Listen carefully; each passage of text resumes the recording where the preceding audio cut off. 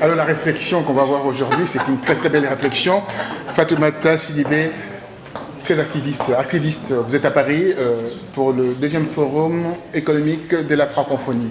Alors, la francophonie, à quoi? L'avenir? Je ne sais pas, en tout cas, c'est un présent qu'il faut travailler de sorte que demain, la francophonie soit en mesure de relever les défis qui sont les siens. La francophonie, on l'a entendu aujourd'hui, c'est vrai que c'est un espace géographique, c'est une langue, c'est une culture, c'est des valeurs. Et puis on se rend compte qu'au-delà de ces valeurs, cet espace géographique et culturel, linguistique, il y a aussi un espace économique qu'il faut développer. Donc évidemment, moi c'est la première fois que je viens à ce forum et je constate qu'il y a énormément d'initiatives positives, il y a une créativité, un entrepreneuriat dans la francophonie et particulièrement en Afrique subsaharienne. Mais ce que je constate, et c'est ma grande frustration, je crois que c'est important de le souligner, le titre c'est le Forum économique de la francophonie. Or, les femmes ne sont pas vraiment présentes. J'ai compté dans ce sommet qui est à peu près 25% d'intervenantes femmes. Il y a des panels où il n'y a pas une seule femme qui est présente. Or, les femmes, on sait que c'est un levier économique fondamental. Et alors, on dit qu'effectivement, éduquer une fille, c'est éduquer une nation, éduquer un garçon, c'est éduquer un individu. Alors, la question que je me pose, j'ai entendu souvent dire aujourd'hui, il faut voir grand. Et moi, je dis, voyez femme. Parce que pour voir grand, il faut mettre des lunettes genrées et être attentif, effectivement, à une dimension économique des femmes. Est-ce qu'il n'y a pas de démission au niveau de ces femmes que vous plaidez leur cause aujourd'hui? Mais il n'y a pas d'émission. On est en train de parler en notre nom, qu'on ne me dise pas qu'il y a 4 panels où il n'y a pas une seule femme qui était présente, hein, des femmes entrepreneurs, chefs d'entreprise. Alors soit ils n'ont pas cherché et c'est interpellant, soit ils n'ont pas trouvé, c'est interpellant. Mais à mon avis, la grande question, c'est que la francophonie, si elle va aller loin, au niveau économique, elle doit être attentive à l'autre moitié de la francophonie que sont les femmes. C'est mon message que je vais porter, moi, en tant que Belge d'origine malienne, députée au Parlement régional. J'allais parler de ça.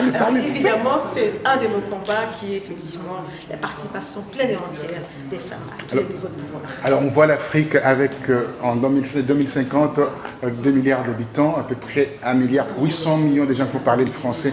Croyez que vraiment le français a de l'avenir? Quand j'entends tout à l'heure au niveau de panel, les gens disaient que la langue du commerciale, c'est l'anglais. Alors, croyez-vous qu'il y a encore l'avenir par rapport à cette langue ou la francophonie qu'on parle, qu'on fait la promotion aujourd'hui? Je pense que l'Afrique est un réseau qui est un vivier qui va pouvoir permettre à la francophonie d'exister, de survivre, mais ce n'est pas suffisant. Il faut une volonté politique, une volonté économique, une volonté sociale, une volonté culturelle. Et moi, quand je vois le monde dans lequel on fonctionne et ces languicisations, et moi-même, quand je pars en vacances, je me découvre en train de parler anglais à des Français. J'ai attendez, où est-ce qu'on va, quoi? Dans des pays comme l'Italie, où je vais souvent, la Grèce, on ne parle même pas français. Donc il y a une volonté importante à faire, et je pense qu'à ce niveau-là, l'Union européenne, la Commission européenne, ils ont un travail fondamental à mettre en place pour que la francophonie subsiste. Ce n'est pas seulement une langue, c'est une culture, c'est des valeurs, aussi un espace géographique, et c'est aussi des peuples qui, comme on l'a dit, c'est la tolérance. Parce que la francophonie, la langue française, c'est une langue qui a su s'adapter à tous les peuples et qui en même temps continue à exister. Par contre, l'anglais aujourd'hui est une langue qui a tendance à étouffer les autres. Et je pense que c'est important d'être aujourd'hui dans un monde planétaire multilingue, mais qu'il faut quand même que la culture continue à exister à travers non seulement la langue, mais également les arts, la culture, les médias, mais les femmes et les hommes.